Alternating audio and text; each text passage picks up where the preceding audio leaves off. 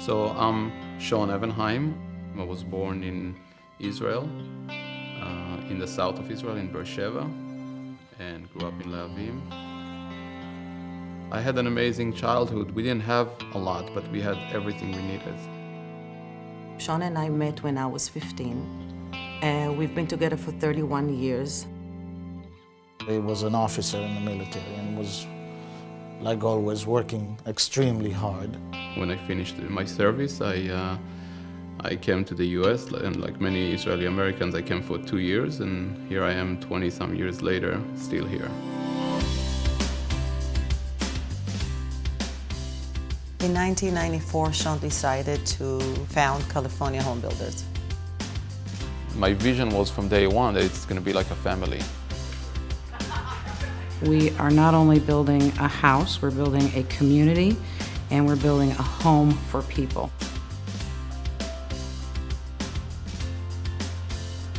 It was voted the Builder of the Year last year. When me and Dorit had our first son, we realized that we need to really start thinking about the future.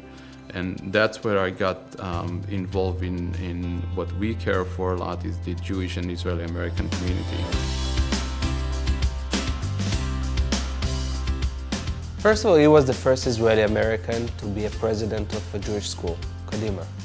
Without Shawn and Dorit, I think that Kadima would have been shut down.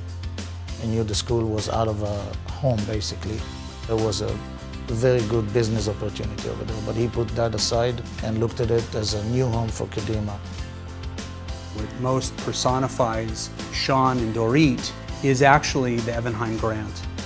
And he helps a lot of families, I know that. But I know my story, that without him, I wouldn't make it.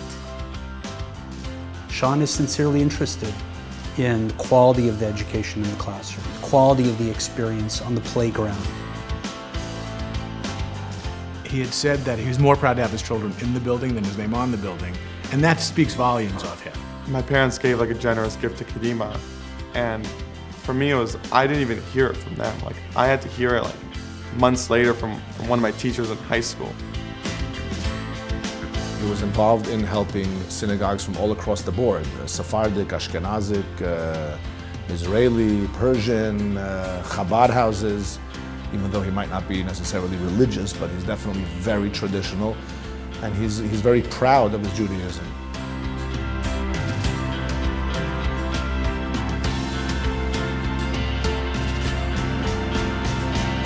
Very significant business leader in his own right, with significant political connections in America, not just in Israel. So he's been able to reach out and build that bridge between the business community and certainly folks here at City Hall. He's been pivotal and critical in bringing those connections together. I think Shawn and I, one of the many things that we do share is the belief that we're part of one community. So he's setting an example how a leader of the Israeli-American community becomes a leader within the Jewish people of America.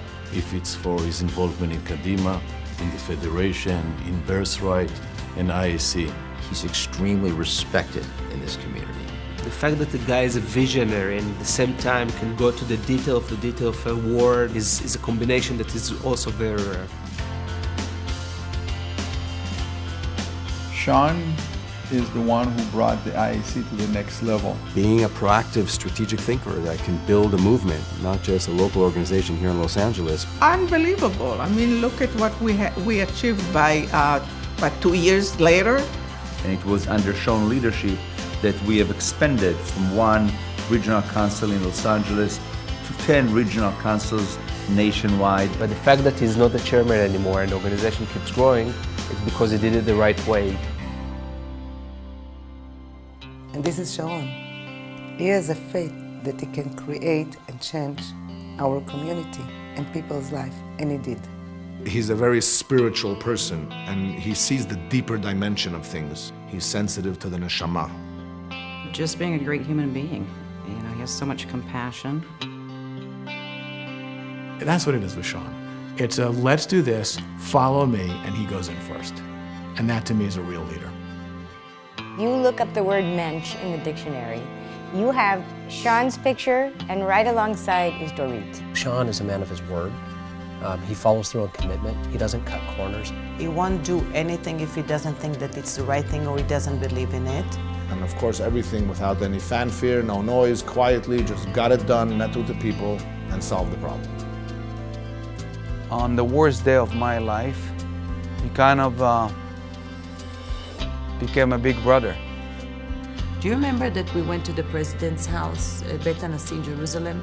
And it was a beautiful tree. It was an olive tree and fig tree that merged. Oh, yeah. And the branches and the leaves and the fruit, they're all like became like one big tree. That's exactly what our family is all about. Family is everything to him. Everything.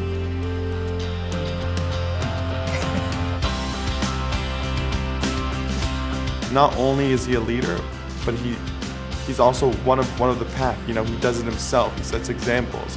He's always willing to sacrifice sleep, food, or whatever it is to make sure that other people are better served in the community. He's taught me indirectly. Like, he hasn't even sat me down and taught me about it, but just through his actions. Not by mistake that he would choose to build homes. What he does for his work life, but it's also what he does for his volunteer world. He cares about like all these organizations and all these things that he's involved with, like it's his own family.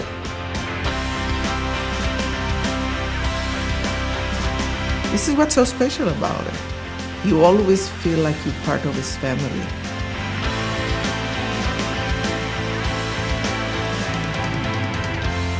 There's no way that you could put in the kind of time that the positions he's taken on require without looking at the community as your extended family.